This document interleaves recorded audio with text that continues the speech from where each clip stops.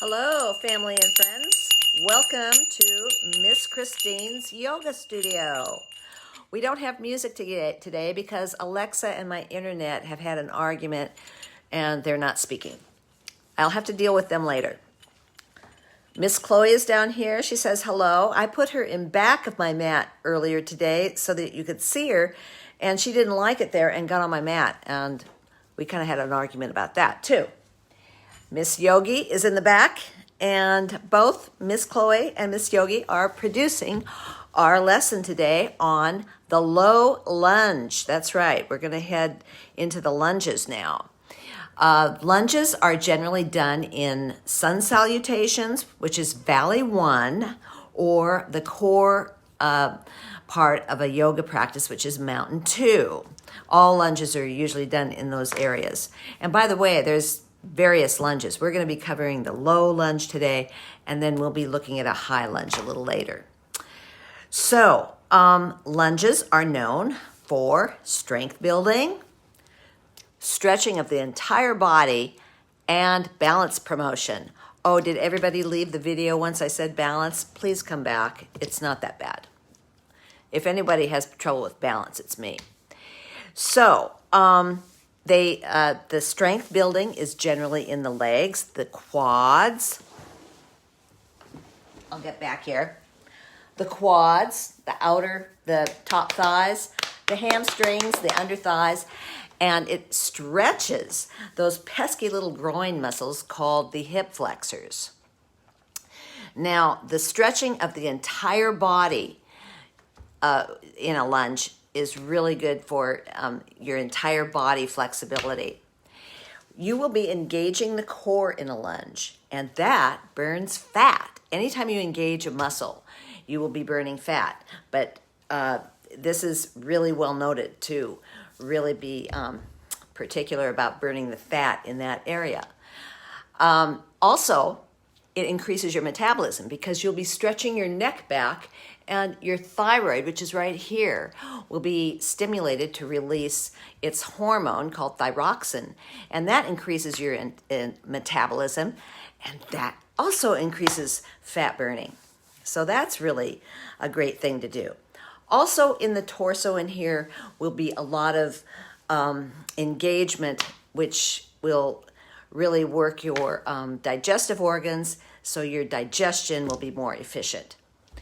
Then you will be stretching open your chest, lifting your neck, and arching your back. You get to do a little bit of a mild back bend in a lunge. That is really good for increasing blood circulation to your cardiovascular system and your respiratory system. Now, if you have asthma, bronchitis, even seasonal allergies, that will help. This increased blood circulation will help open your airways, and you may feel a little bit easier breathing if you practice regularly. The stretching goes down your back and also stretches those sciatica muscles and nerves and muscles, so you may feel some relief from sciatica. Woo, yay! I also heard where it could possibly stimulate relief of Parkinson's shaking. Now, I haven't seen anything really scientific proving this, but it was a rumor, so I thought I'd pass it on. Just a rumor.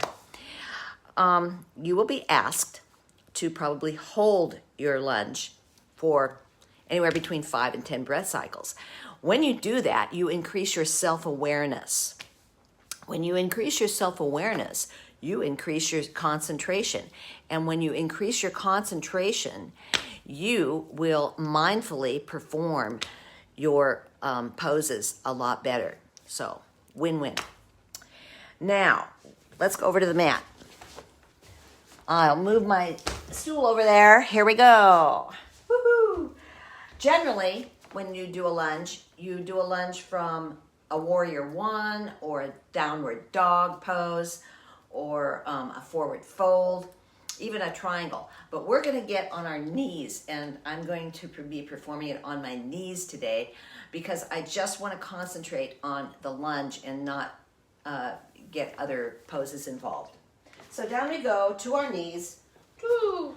Note, lots of padding for the knees. I don't care if you're 2 years old, if you're 50 years old, if you're 150 years old. I don't care how old you are. Putting your knees on a hard ground has no benefit other than to hurt. So I recommend everyone use lots of padding on your knees. My back feet here are going to be pointing backwards so that my toes are pointing to the back wall. Now, if this is too much on your ankles, if you have arthritis in your feet like me, you may want to move so that you're on your toes like that. Or you may even want to put a pad underneath your ankles. We'll see how I do today. I've been taking my turmeric, so maybe my arthritis is not going to bother me so much. My legs are on 2 different train tracks. 1, 2, 1, 2. And my hip bones are my headlights pointing straight ahead. Those will stay there through the whole lunge. We're not going to do any twisting, so those will stay constant. Now we're going to bring one foot up and put it in front. You may want to move, you can use your hand, you may want to move it forward or backward, but what you want to do is get this knee over that ankle directly. That's the most important alignment in all of lunges, is that. You don't want to be this, you don't want to be this, and you definitely don't want to be this. You want to be this. Very important. You also don't want to be too far ahead because it might bother your stability. You don't want to be too far back because you won't get any good stretching. So you need to find that sweet spot. And you might change it during the pose. That's very important.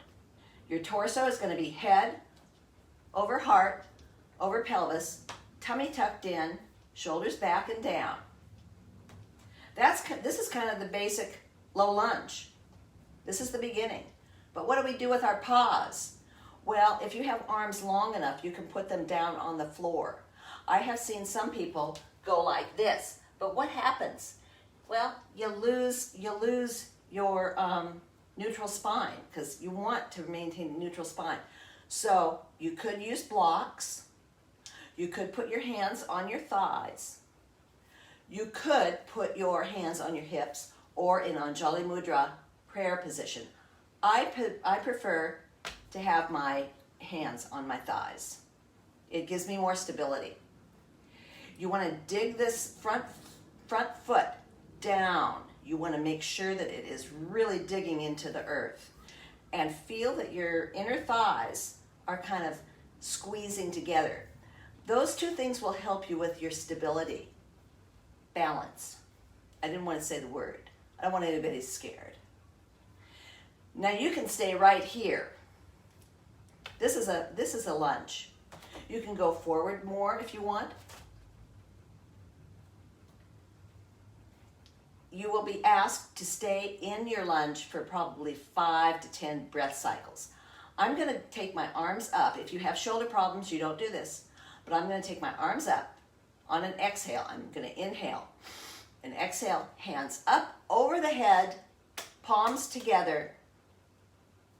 I'm going to start lifting my chin to the heavens, and I'm going to open my chest, and I will feel a slight arch in my upper back. This is another place where you will be asked to stay 5 to 10 breaths. On your last exhale, bring your hands, sweep your hands down, and bring your torso back up to neutral spine. There you go. All right, that was one leg. It's time to turn it around. Woo! Da da da da da da da da da da da da da da da da. There I go. I'm in the same alignment with my legs on train tracks and my headlights, my hip headlights heading straight forward. I'm going to lift my foot, and if you notice, I have a stool here. You can use a wall or a stool. If you're having stability trouble, you can bring your big toe or your toes and press them against a stool like this or a wall. That'll even increase your stability even more. Dig that foot down into the ground. Feel those inner thigh muscles squeezing together, and make sure your knee is over your ankle. That's the biggie. But this just increases your stability even more. And you can even place your hands on here, on the stool. You could use a chair, but I don't like to teach with a chair that much, because I don't think you should use a chair unless you're doing a full chair yoga class, because the chair just gets in the way. This is a really nice size stool. I got this at Fred Meyer. It's kind of pricey, but it's a great size for yoga. Anyway, let's do our inhale. Well, first, let's put our hands where we want to have them. This is low lunge, beginner low lunge. Here is challenging low lunge. Take it, inhale, exhale, hands up, palms together, chin up, chest open, and you will be asked, like I said, 5 to 10 breaths. On an exhale, sweep your hands back down, torso back up to neutral spine, and there you go.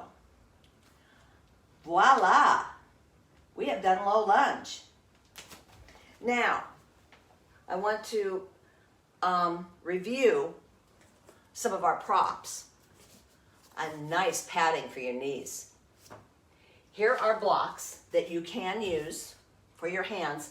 I have to use, when I do lunge, I didn't want to put this in front of my feet, but when I do it, I need to have 2 because my arms are so short. Okay. Yoga blocks. They're not cheating. They're bringing the earth to you. And then, of course, I showed you the stool. If you put your toes against it, it will give you more stability.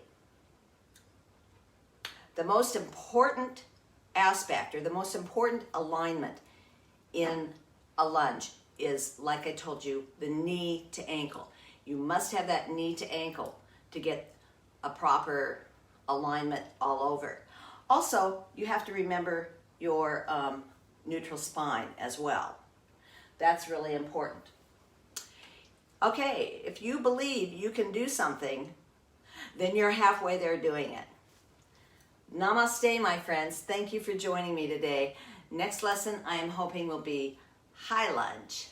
That will be a challenge. Again, namaste. Bye-bye.